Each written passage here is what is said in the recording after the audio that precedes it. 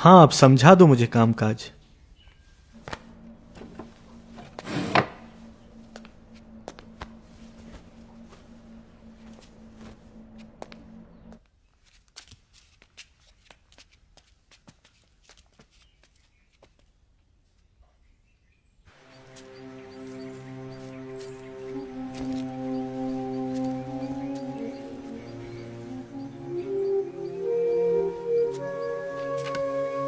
क्या सोच रहे हो बेटे?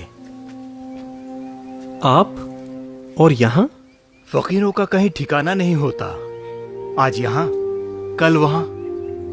खैर, छोड़ दो इन बातों को। तुम ये बताओ कि तुम किस चिंता में डूबे थे? जी, यही कि हम कहाँ थे। कितना बड़ा घर था, घूमने के लिए घोड़ा पालकी थी, पहनने के लिए सुंदर सुंदर कपड़े, स्वादिष्ट भोजन क्या नहीं था हमारे पास। और आज हम कहाँ आकर गिर पड़े। पहनने के लिए कपड़े भी ठीक नहीं हैं। और बेटा, तुम बड़े होनहार और भाग्यशाली हो। उस परमात्मा के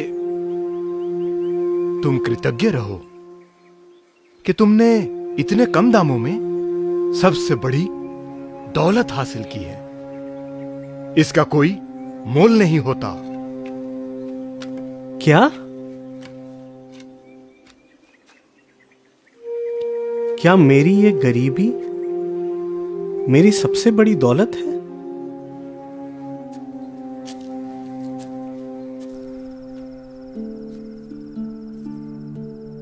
मेरी गरीबी परमात्मा की बहुत कम दामों में बख्शी हुई सबसे बड़ी दौलत है।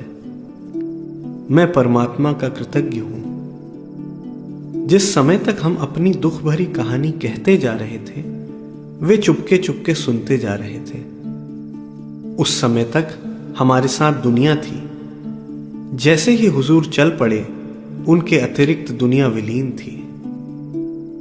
सब चिंताएं और दुख हृदय से साफ हो गए थे, मानो सारा भार सदा के लिए किसी ने उठा लिया हो और अपने में दूसरी अनंत शक्तिमय प्यारी हस्ती का प्रवेश होना अनुभव हुआ। अब तो केवल दीन और उकबा साथ है।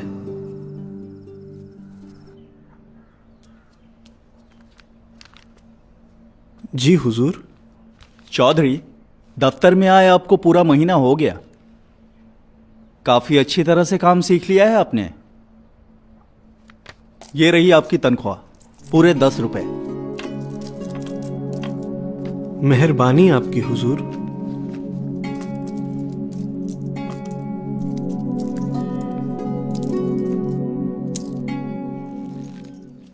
जीजी? कौन? अंदर आइए।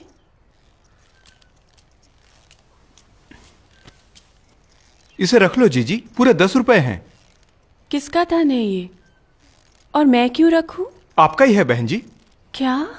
लाला जी साहब की कल तनख्वाह हुई, उसे लेकर सीधे महाराज के पास आए। पैसे महाराज की चरणों में रखकर बोले, इस पर मेरा कोई अधिकार नहीं, यह धन मेरा नहीं आपका ही है। और पैसे छोड़कर चल पड़े। बाद में महाराज ने मुझे बुलाकर फरमाया, यह धन हमारी बहुरानी के हाथ सौंप कर आओ। और मैं चला आया। अब मैं चलता हूं जीजी। जी।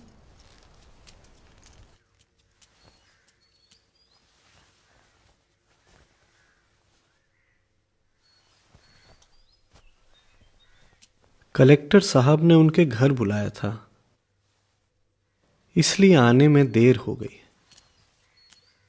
ये लीजिए। क्या? ये रुपए आपके पास कैसे आ गए? मैंने तो गुरुदेव को अर्पण किए थे। समझा, उन्होंने ही वापस भेज दिए होंगे। कितने दयालु हैं हमारे गुरुदेव। वो ही तो हमें पालते पोसते हैं, कितना ख्याल रखते हैं हमारा। अब आपके पास भेज दिए हैं तो ये अमानत आपकी है, हमारी नहीं।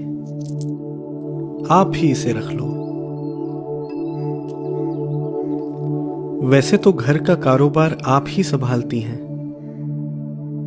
और अब इस फकीर को संभालना भी तो आपका ही काम है।